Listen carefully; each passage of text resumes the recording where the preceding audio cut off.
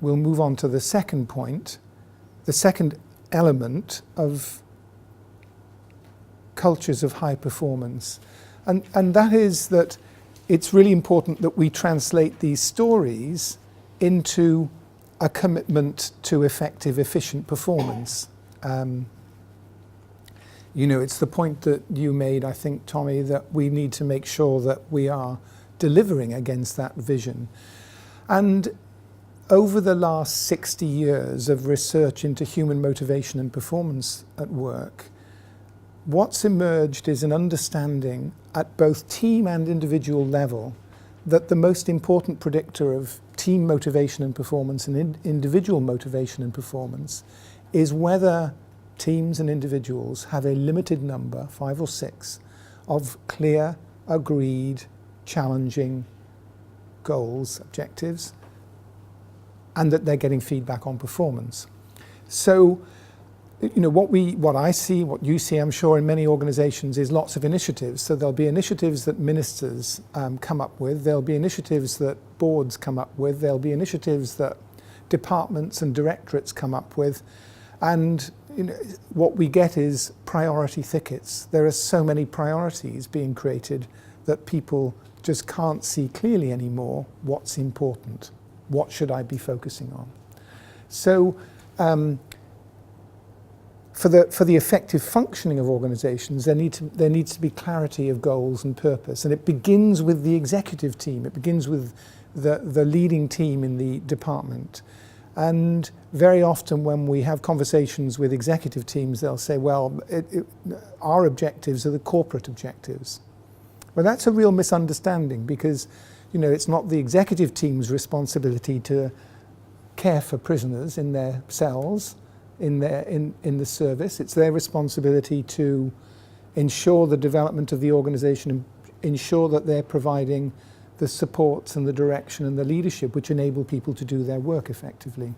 And when the executive team has 5 or 6 really clear objectives and they work as a team towards those objectives, then you get the integrated, coherent working in the organization, which is characteristic of effective organizations. When the executive team doesn't have clear objectives, then you tend to get those members of the team attending the team meeting, as it were, as representatives of their areas of operation and seeing themselves in that light, rather than as working in a collective towards the success of the organization as a whole. And similarly, when we look at individual behavior at work, one of the key causes of stress and lack of engagement is people not feeling clear about what it is they're required to do. Role clarity is a really important determinant of well-being at work and of performance and of motivation. And when people have a limited number of really clear goals and objectives, they understand what it is they're required to do, their motivation and performance is better. The conditions around this are, firstly, for the most part, they need to be clear goals. Do your best is not very helpful. So people need to be clear about what it is they're trying to achieve. The greater the task complexity, of course, for people in your position, the more difficult it becomes to do that. Second is they need to be, ideally, they're agreed, they're negotiated goal objectives. So these objectives and goals derive from the vision and the story of the organization. So we have the vision that then is transmuted into the concrete objectives and goals of the top team, of teams at each level, of individuals ideally. So those objectives ideally are agreed. When we impose goals and objectives on people, they're less motivated by them, they perform less well. Very often there has to be a negotiation about what's appropriate.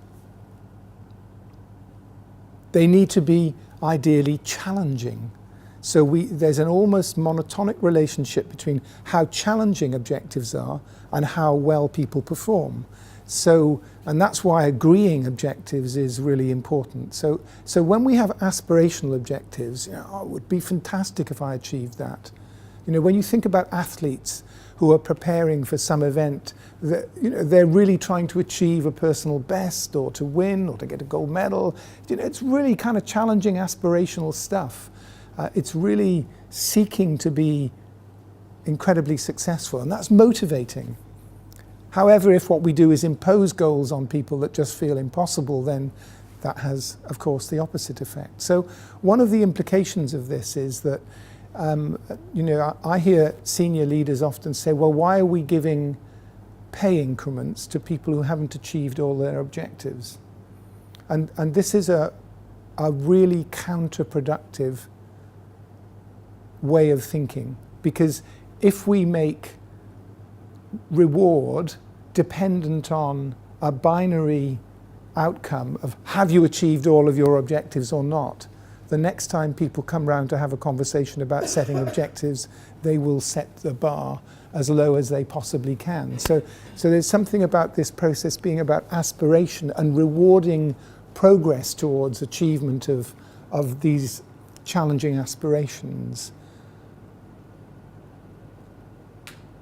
And finally, it's really important in terms of people's motivation and performance in relation to goals and objectives that for teams and for individuals, that we are giving people data that tells them how well they're making progress. Ideally, as often as possible on a daily basis if we can.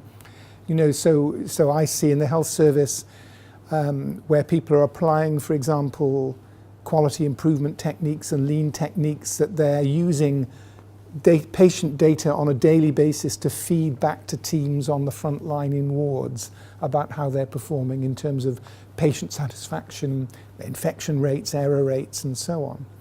So it's really important that as leaders, we're not just creating this clarity about direction and goals and purpose for all of our teams, but that we're also thinking about how we are using data to feed back to people and teams in a way that helps them improve their performance. And the observation is so much data is collected for regulatory and inspection purposes in organizations, and so little of it goes back to people doing their jobs to tell them how they could improve performance. So this is the point about translating our visions and stories into clear goals and objectives at every level for every team. It is axiomatic that the most important predictor of team performance is the extent to which a team has clear, agreed, challenging objectives. And the same seems to be true for individuals.